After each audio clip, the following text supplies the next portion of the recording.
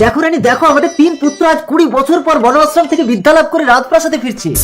বড় রাজপুত্র, বলো তুমি কি বিদ্যা শিখলে? পিতা, আমি ঘরে বসে সারা পৃথিবীকে দেখতে পারি। অতি উত্তম। মেজ? পিতা, আমি মুহূর্তের মধ্যে পৃথিবীর যে কোনো জিনিস এনে দিতে পারি। বেশ। ছোট? পিতা, আমি মৃত মানুষের জীবন দিতে পারি। মহারানী, তার মানে আজ থেকে তুমি অমর। আচ্ছা রাজপুত্রগণ, বলো তো কোন দেশের রাজকন্যা আমার বৌমা হবে? পিতা, আমি দেখতে পাচ্ছি অচিনপুরের রাজকন্যা। কিন্তু পিতা, রাজকন্যা তো মারা গেছে, সবাই তাকে শ্মশানে নিয়ে যাচ্ছে। মেজদা, তুমি মুহূর্তের মধ্যে রাজকন্যাকে এনে দাও। ওকে সবাই পুড়িয়ে দিলে তাহলে আর বাঁচাতে পারবো না।